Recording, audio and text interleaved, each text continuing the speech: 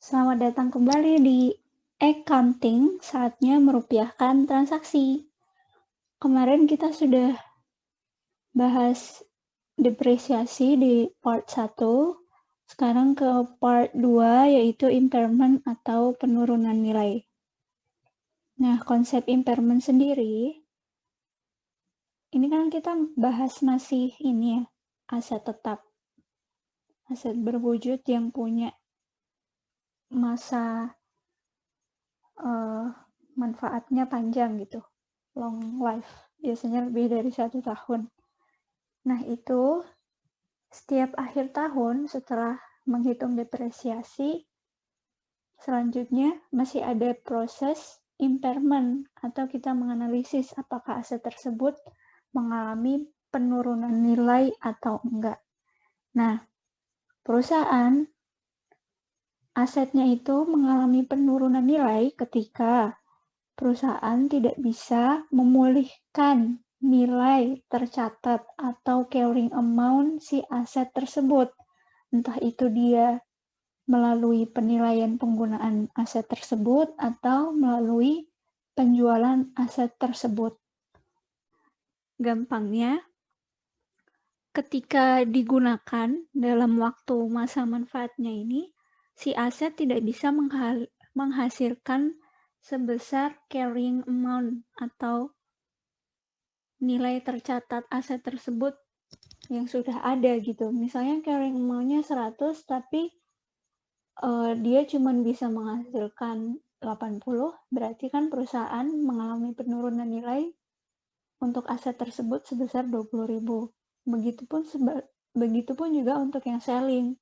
Ketika aset ini dijual, ternyata nilainya cuma laku 75, berarti kan perusahaan rugi menjual aset ini, mengakui kerugian sebesar 75 dikurang 100, oke, selisihnya 25. Dan kita butuh tahu penurunan nilai aset ini karena karakteristik aset sendiri berdasarkan peraturan pernyataan standar akuntansi keuangan dan juga IFRS. Itu salah satu ciri aset adalah yang harus punya potensial memberi manfaat ekonomi di masa datang. Jadi memang pada akhir tahun butuh dinilai apakah masih potensial atau tidak. Nah, gimana sih proses impairment itu? Di proses impairment ini, kita akan membandingkan nilai carrying amount dengan recoverable amount, di mana nilai recoverable amount ini didapat dari fair value less cost to sell dan value in use. Dari kedua ini, mana nilai yang lebih tinggi, itulah yang dijadikan nilai recoverable amount.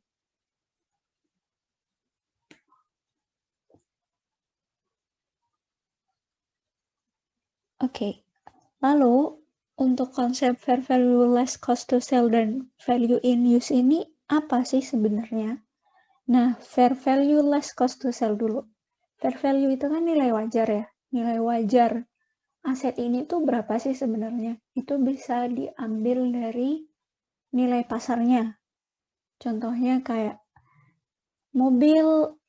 suatu mobil gitu ya, perusahaan punya mobil. Nilai pasarnya itu sebenarnya berapa sih? Apakah masih sama dengan nilai buku kita atau jangan-jangan sudah jauh lebih naik atau mungkin lebih turun gitu karena mobilnya itu atau kendaraan yang punya perusahaan ini belinya udah lama jadi sekarang udah kurang laku gitu, misalnya aja kayak gitu. Itu nilai wajarnya, bisa dilihat dari nilai pasarnya. Jangan lupa untuk dikurangi dengan cost to sell, biaya-biaya yang dikeluarkan untuk ketika aset itu dijual gitu. Misalnya biaya untuk mobil ketika dijual, contohnya biaya balik nama misalnya. Nah berarti fair value-nya tadi berapa dikurang sama biaya balik namanya, itulah nilai fair value less cost to sell. Lalu yang kedua, value in use. Nah, value in use ini kita memperhatikan dua faktor. Yang pertama, cash flow atau arus kas yang diprediksi akan didapat dari penggunaan masa depan suatu aset gitu.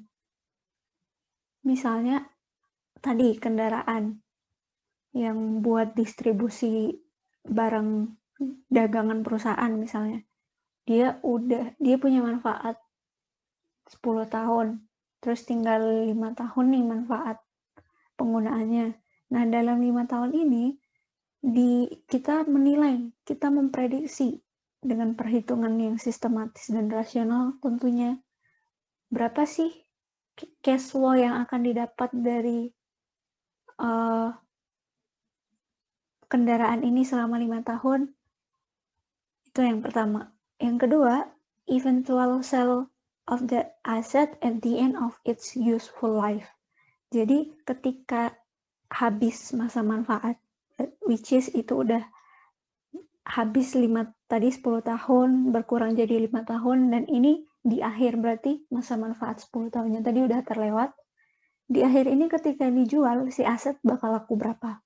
Nah, kedua komponen ini ditambah, nilainya berapa, lalu di present value kan. Kan tadi kita ngukur selama 5 tahun ke depan nih. Nah, nilai present value atau nilai sekarangnya itu berapa sih?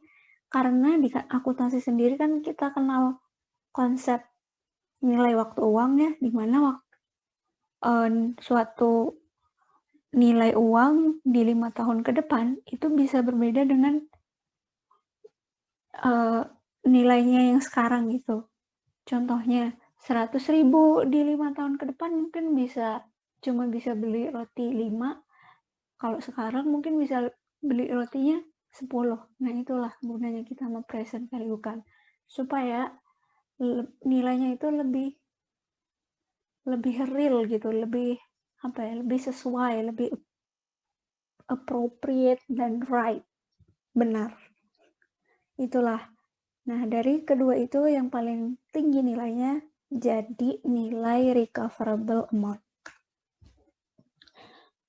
Oke, ini kita langsung masuk ke contoh supaya lebih tahu proses impairment itu seperti apa. Karena bisa juga ketika proses impairment dijalankan itu tidak terjadi penurunan nilai. Langsung aja ke contohnya ya. Ini diasumsikan perusahaan Cruise SA melakukan impairment test pada equipment atau peralatan. Dia punya aset jenisnya equipment.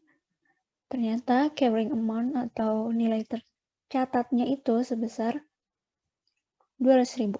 Sedangkan untuk fair value less cost to sell-nya diprediksi sebesar 180.000 dolar dan value in use-nya sebesar 205.000. Nah, 200.000-nya ke sini, lalu 180-nya ke sini, dan 205.000-nya ke sini. Ini kan udah, ini lihat carrying amount kan tinggal lihat catatan akuntansi atau catatan di buku laporan keuangan kita ya.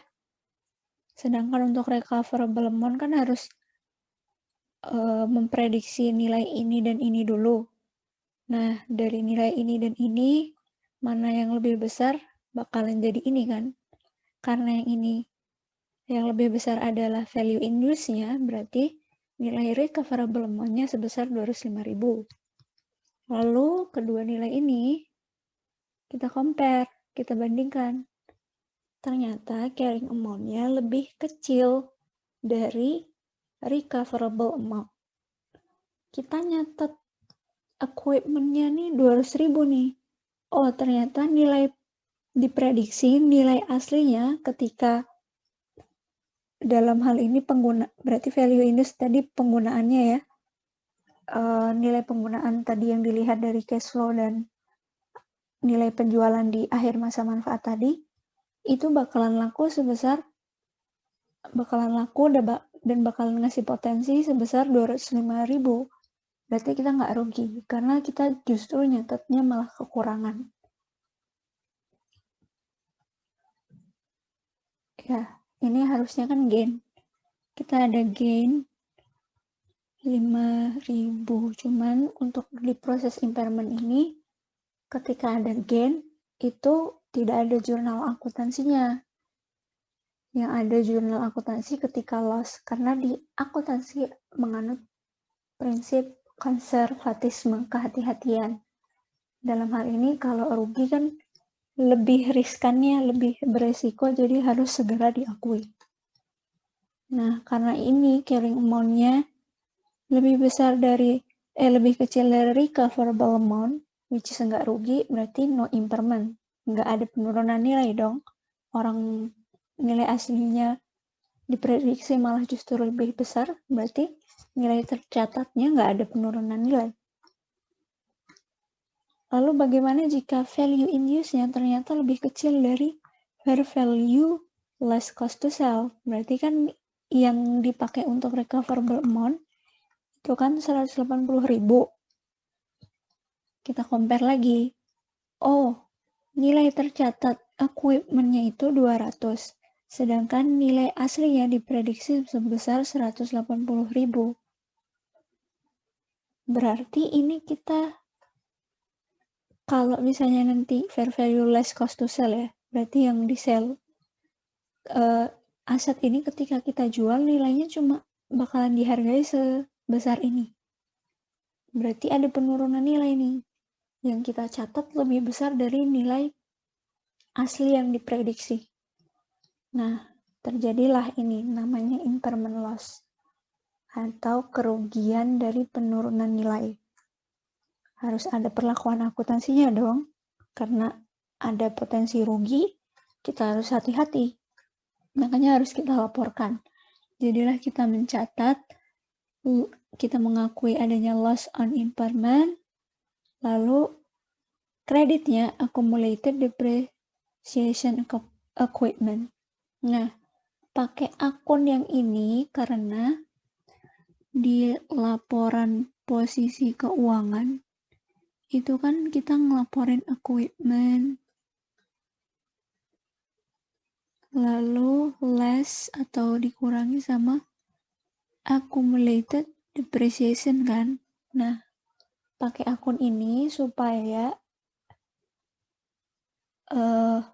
equipment yang tadinya dilaporkannya sebesar 200.000 ini supaya bisa dikurangi sama accumulated depreciation-nya 20.000. Jadi nanti carrying amount si equipment ini jadi 180. Nah, jadinya kita nggak kelebihan atau overstatement melaporkan nilai dari equipment ini. Kalau nilainya segini kan jadi sesuai sama prediksi nilai aslinya. Jadi kita nih nggak bohong gitu di laporan keuangan. Itulah fungsi adanya impairment.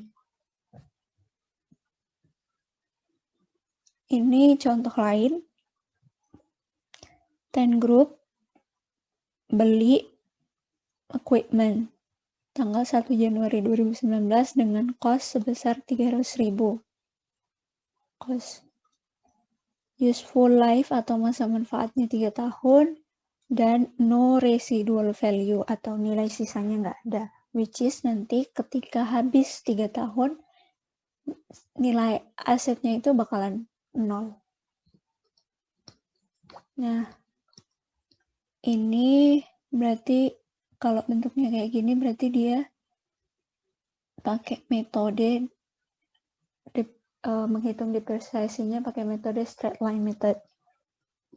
Tiap tahunnya nilai depresiasi expense-nya bakalan sama dong, 100.000 didapat dari cost dikurang residual value-nya, 300 dikurang 0 kan berarti sama ya, 300 dibagi sama useful life-nya 3 tahun, jadilah depreciation atau nilai penyusutan asetnya ini setiap tahunnya adalah 100.000. Oke. Lalu bagaimana carrying amount? Tiap tahunnya pasti juga turun dong, karena ada nilai penyusutan. Ingat, nilai penyusutan beda sama impairment ya. Impairment nanti setelah depresiasi. Nah, tahun 2019, karena ada penyusutan ini, berarti awalnya 300, tinggal 200.000. Dia susut sebesar 100.000. Tahun 2020, penyusutannya 2 kali. Ingat kembali bahwa penyusutan itu dilakukan setiap akhir tahun. Di awalnya 300.000, disusut 2 kali, dikurang 100, akhirnya tinggal 100. Tahun 2021, disusutnya sebesar 3 kali. Dari awalnya 300, dikurangi 100, kurangi 100 lagi, dikurangi 100 lagi, hasilnya 0. Nah, ini sesuai sama soal ya, no residual value katanya, nggak ada nilai sisa aset ini ketika masa manfaatnya habis. Nah, kemudian ada keterangan selanjutnya di akhir tahun setelah melakukan depreciation, itu perusahaan kan melakukan impairment test nih. Nah, di impairment test ini dia menemukan bahwa prediksi untuk recoverable amount-nya sebesar 180.000, which is itu lebih kecil dari carrying amount akhir tahun 2019, yaitu sebesar 200.000. Nah, ada selisih 20.000 kan? Yang kita catat sebesar 200.000 nih. Ternyata nilai aslinya itu diprediksi sebesar 180.000 saja. Berarti kita kelebihan nyatetnya. Ibarat kata ini aset ini nilai penggunaannya cuma 180.000 atau nilai jualnya cuma 180.000. Nah, kita rugi dong karena ada belum rugi secara nyata, tapi ada potensi rugi. Kembali lagi, prinsip konservatisme, ketika ada potensi rugi, kita harus mengakuinya dengan cara mencatat loss on impairment-nya sebesar 20.000, accumulated depreciation-nya untuk mengurangi nilai tercatat atau carrying amount si asetnya ini sebesar 20.000, sehingga kita melaporkannya sesuai dengan prediksi nilai aslinya, yaitu 180. Oh, iya. Oke. Ini ternyata untuk kasus reversal atau pemulihan setelah adanya impairment loss. Oke, ini sudah ya. Ini belum masuk reversal ini. Ini baru depresiasi kemudian di impairment. Tadi kan akhir tahun 2019 nih. Kemudian di akhir tahun 2020 itu kita ngitung depresiasi lagi, kemudian ngitung impairment. Nah, untuk depresiasinya kita nggak pakai 300 karena udah ada impairment dan nilai aslinya itu diprediksi sebesar 180. Jadi, dasar nilai untuk menghitung depresiasi atau depreciable base-nya itu tidak sebesar 300.000, melainkan 180 untuk di akhir tahun 2020 setelah impairment di tahun pertama. Nah, ini 1 tahun sudah berlalu, berarti masa manfaat atau useful life-nya tinggal 2 tahun. Sehingga 180 dibagi 2, hasilnya 90. Nah, untuk tahun 2020, itu penyusutannya berarti 180 dikurang 90 penyusutan tahun 2020 sama dengan 90.000 carrying amount tahun 2020. Untuk yang 2021 ini 180 dikurang 9, 2 kali penyusutan ya, ini sama ini. Jadinya 0. Sesuai soal tadi, dia asetnya tidak ada residual value atau nilai sisa. Proses depresiasi tahun 2020 selesai, masuk ke proses impairment. Di impairment ini, perusahaan menemukan bahwa recoverable amount untuk equipment-nya sebesar 96.000. Nah, jangan lupa cocokkan tahunnya. Carrying amount akhir tahun 2020 adalah 90.000. Berarti kita nyatetnya 90.000, sedangkan nilai aslinya diprediksi 96.000 nih. Berarti kita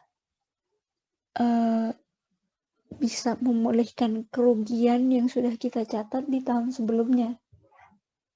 Sehingga nilainya bakalan lebih kecil. Nah, untuk memulihkan kerugian tadi, kita akan membuat jurnal akuntansinya seperti ini. Accumulated-nya yang tadinya dikredit untuk mengurangi nilai aset berupa equipment, sekarang kita debit untuk menambah si nilai equipment tadi yang kita kurangi dengan loss on impairment. Sebesar apa? Sebesar selisih dari ini dengan ini, yaitu 6.000. Kita mengakui recovery atau perbaikan dari impairment loss yang kita catat di akhir tahun 2019 lalu. Gitu. Kalau ada pertanyaan, gimana kalau kita beli aset kemudian di akhir tahun kita ngitung depresiasi, habis itu ngitung impairment, ternyata tidak ada penurunan nilai, lalu tahun berikutnya tidak ada penurunan nilai lagi, apakah butuh jurnal ini juga? Jawabannya tidak. Jurnal ini terjadi ketika perusahaan sudah mengakui impairment dari suatu aset gitu. Ketika sudah ada penurunan nilai, terus tahun berikutnya masih turun lagi, dan tahun berikutnya naik, berarti ya bisa kita perbaiki kerugian dari penurunan nilai itu. Kalau tidak ada kerugian sebelumnya ya ngapain disembuhin kan?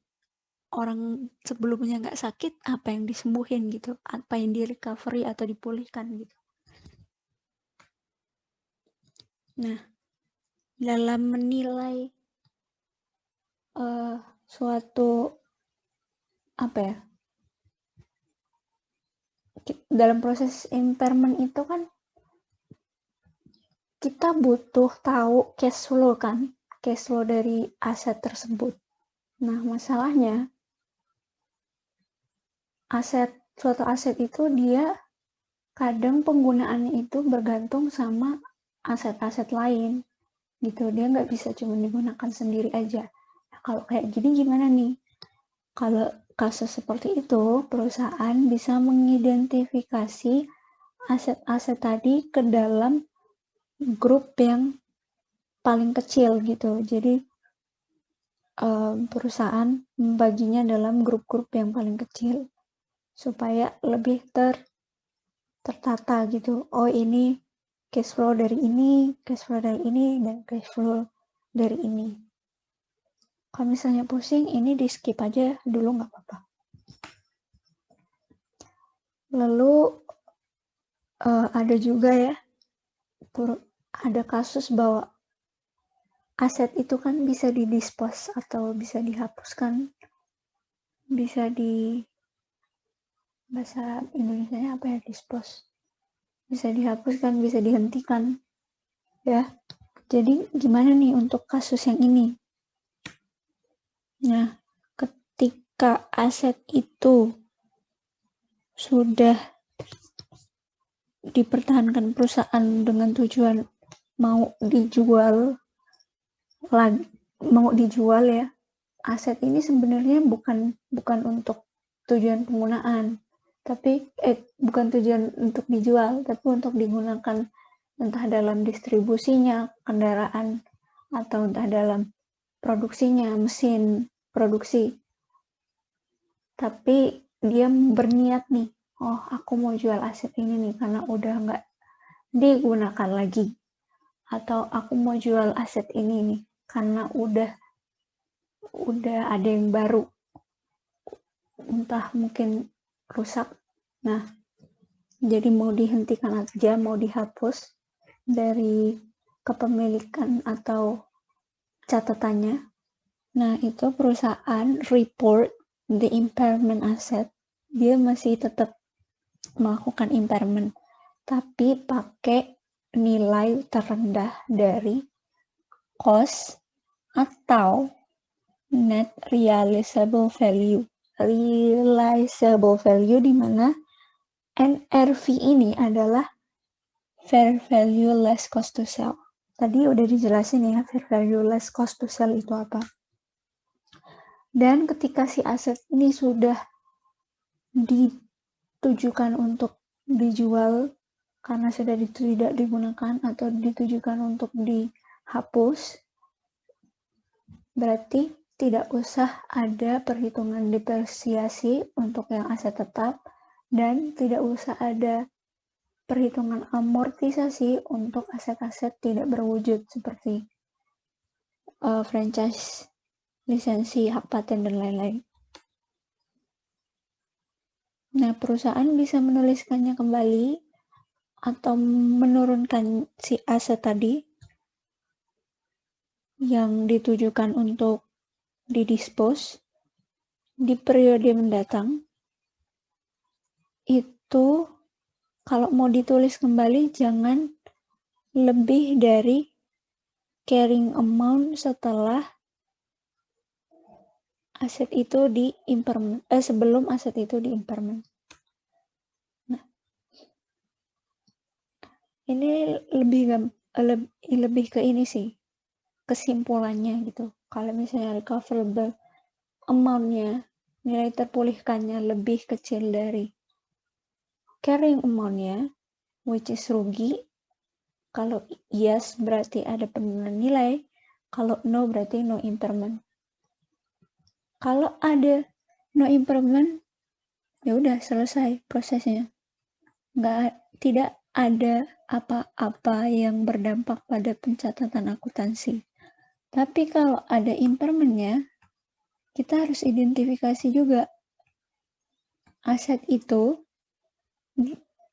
ditujukan atau dipertahankan untuk tujuan dilanjutkan untuk penggunaan atau mau dihentikan penggunaannya dan beralih ke untuk dijual saja nih asetnya kalau udah nggak dipakai, atau mau dihapus aja karena mungkin udah rusak atau udah ganti yang baru.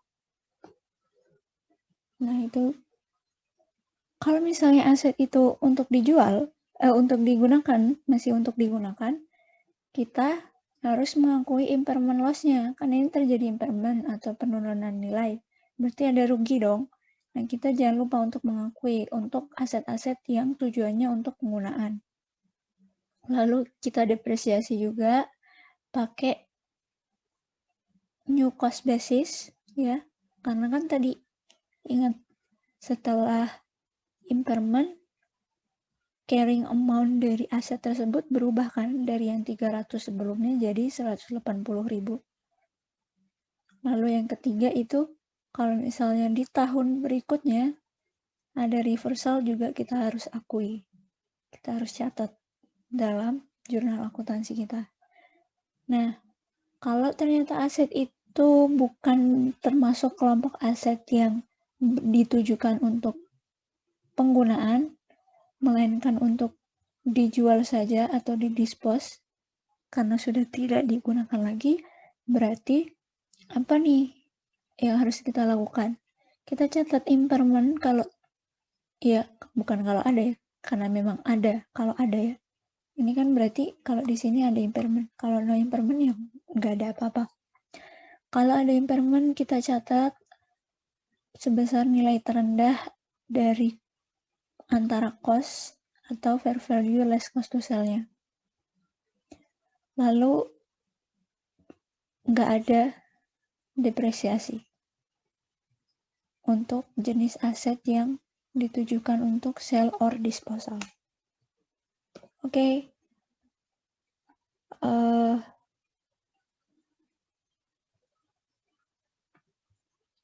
Untuk materinya sampai situ, kita masuk ke soal.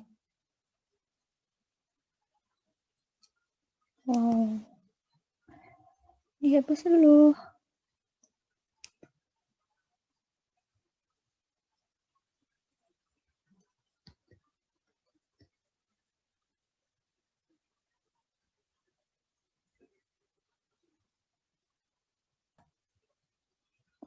Nah, masuk ke soal latihan. Ini ada data dari perusahaan Pujol Spa akhir tahun 2019. Dia punya equipment dengan cost sebesar 9 juta, lalu accumulated depreciation-nya untuk tahun 2019 1 juta, value in use-nya diketahui 7 juta, dan fair value less cost of disposal-nya 4,4 juta. Nah, perusahaan ini tadi kan kita disuruh untuk kalau di akhir tahun depresi, habis itu impairment kan. Nah, untuk impairment ini kita harus lihat tujuan penggunaan asetnya kan. Nah, ini diasumsikan bahwa Pujol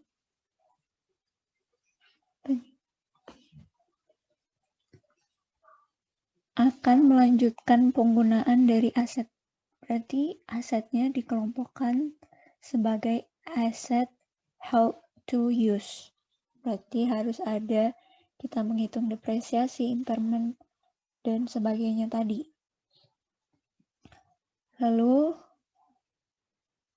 nilai remaining sisa useful life-nya atau masa manfaatnya itu tinggal 4 tahun di akhir tahun 2019. Yang A, kita diminta untuk membuat jurnal akuntansi untuk merecord atau mencatat impairment tahun 2019, tanggal akhir ya, Desember 31. Ini jurnalnya. Perhitungan dari 1 juta ini didapat dari cost-nya kan kita ketahui 9 juta ya. Lalu jangan lupa dikurang sama accumulated depreciation-nya untuk tahu nilai carrying amount. Nah, carrying amount-nya atau nilai tercatat atau nilai buku si equipment itu tahun 2019 akhir adalah 8 juta. Si carrying amount ini kita bandingkan sama recoverable amount kan dalam proses impairment itu. Nah, recoverable amount kita ketahui tadi dia untuk value in use-nya 7 juta dan fair value less cost of disposal-nya 4,4 juta. Seperti ketentuan tadi, yang lebih besar yang jadi nilai recoverable amount. Jadi sesuai nilainya yang 7 juta yang dipakai. Nah, setelah kita bandingkan ternyata carrying amount-nya ini kita nyatatnya lebih besar, yaitu sebesar 8 juta. Padahal nilai aslinya yang diprediksikan oleh perusahaan itu, asetnya cuma nilai penggunaannya itu cuma berkontribusi sebesar 7 juta. Jadi ada penurunan nilai. Yang tadinya 8 juta jadi cuma 7 juta. Nah, penurunannya sebesar selisihnya yaitu 1 juta. Makanya ini kita jurnal mengakui loss on impairment dan kreditnya accumulated depreciation sebesar 1 juta untuk mengurangi nilai asetnya tadi supaya kita melaporkannya sesuai dengan nilai asli yang diprediksi yaitu 7 juta. Oke, A selesai. B, prepare the journal entry to record. Oh, ini depreciation tahun 2020. Nah, setelah impairment, jangan lupa bahwa depreciable base untuk menghitung depresiasi itu pasti berubah juga. Tadinya 8 juta, bukan 8 juta ya, kalau depreciable base atau nilai dasar untuk menghitung depresiasi itu kan cost ya. Ingat-ingat di pelajaran part 1, cost dikurang sama residual value, sedangkan di sini dia nggak ada informasi residual value, berarti diasumsikan residual value-nya sama dengan 0. Nah, harusnya sebelum impairment itu 9 juta, tapi setelah impairment, depreciable base-nya jadi 7 juta. Ini new cost. Nah, 7 juta ini dibagi sama sisa umur manfaat dari aset, yaitu yang pada tahun 2020 pemakaiannya 4 tahun. Tinggal 4 tahun. Jadi, depreciation expense untuk tahun 2020 sebesar ini. Kita catatlah, mengakui depreciation expense sebesar 1.750.000 dan accumulated equipment-nya untuk mengakui adanya penyusutan dari nilai aset sebesar ini. Nah, asetnya yang tadi nilainya carrying amount 7 juta telah terdepresiasi atau tersusutkan sebesar 1.750.000, berarti untuk CA akhir tahun 2020 sebesar 5.250.000. Nah, ini jangan lupa nih, ini CA yang baru untuk dibandingkan sama RA atau recoverable amount tahun selanjutnya. Yang C diminta untuk mengjurnal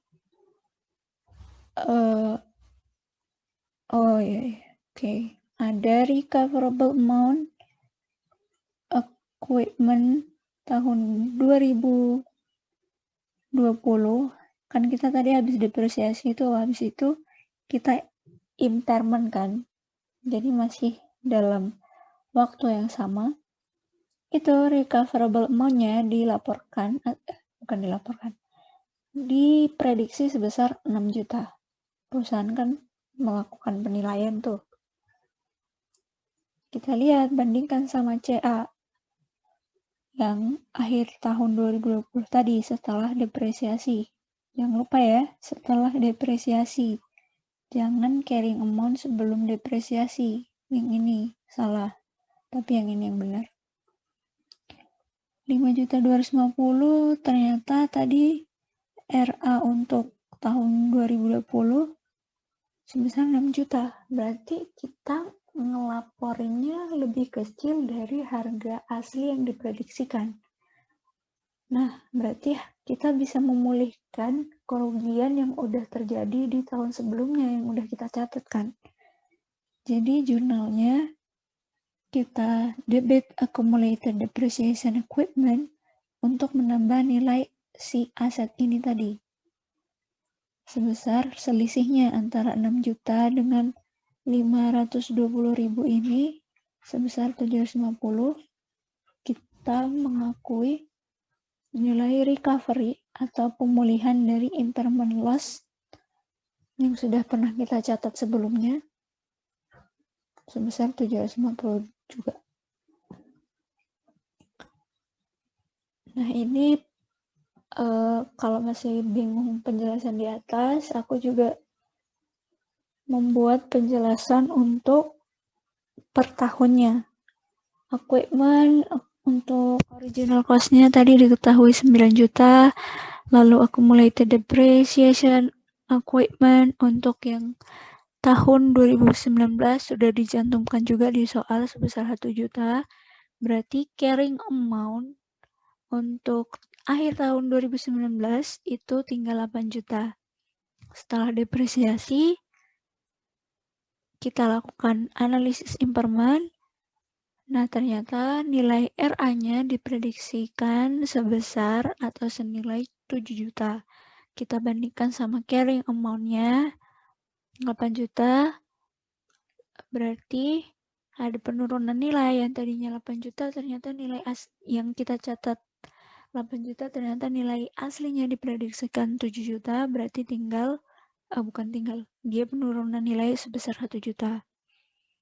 Nah, equipment sebelum impairment 8 juta dikurang 1 juta, carrying amount yang baru untuk 31 Desember 2019 setelah impairment sebesar 7 juta. Dengan begitu kita tidak melaporkannya secara berlebihan atau overstatement, tapi pas sesuai nilai asli yang diprediksikan perusahaan dari analisis nilai RA. Bagaimana dengan 2020? Nah,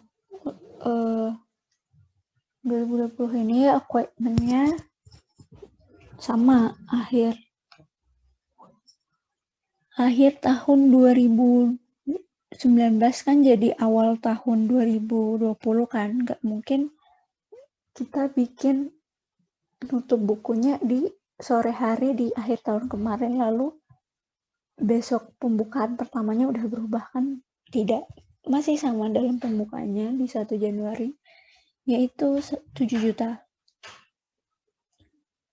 Lalu ada depreciation, bukan accumulated ya, tapi kalau accumulated itu kan akumulasi depreciation expense tiap tahun lalu digabung semuanya.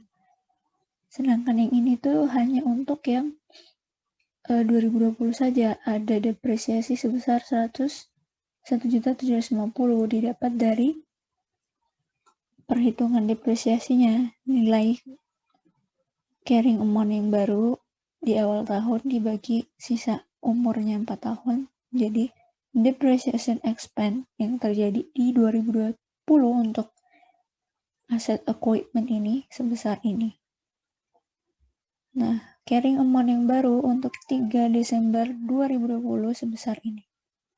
Lalu kita bandingkan carrying amount ini dengan RA yang baru ya yang terjadi atau didapat dari proses impairment tahun 2020 sebesar 6 juta nih. Kita bandingkan mereka berdua ini, ternyata aset yang kita catat ini nilainya lebih kecil dari nilai asli yang diprediksikan. Jadi karena kemarin kita udah pernah mengakui kerugian, sekarang ada keuntungan. Nah, keuntungan ini bisa memulihkan kerugian yang kemarin supaya kerugian yang kemarin itu jadi lebih kecil gitu. Nah, equipment tahun 2019, kok 2019 sih? 2020 harusnya. Tapi yang sebelum impairment itu ini.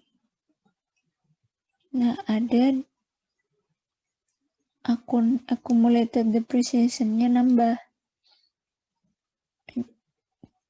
Ini udah bener sih istilahnya, karena kan kita ngejurnalnya pakai akun accumulated ya. Sebesar 750 didapat dari selisih ini dan ini. Nah, karena tadi pemulihan, di mana accumulated depreciation-nya yang biasanya di kredit jadi di debit, berarti ini bisa menambah si aset equipment-nya. Jadi, kita melaporkannya sesuai dengan nilai asli atau nilai yang seharusnya. Itu deh. Nah, ini kalau misalnya tampilan di laporan posisi keuangan. Untuk yang tahun 2019 tadi kan original cost-nya 9 juta, lalu accumulated depreciation-nya dari tahun lalu 2018 sebesar 1 juta. Bukan 2019. Ini depresiasi tahun 2019.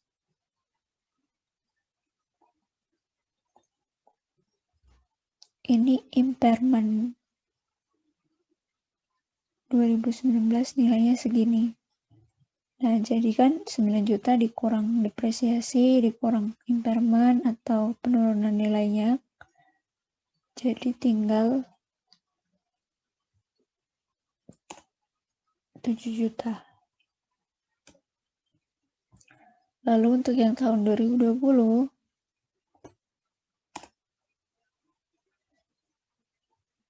kalau di akuntansi itu, kalau ada dalam kurung biasanya kredit atau pengurang atau lawannya debit.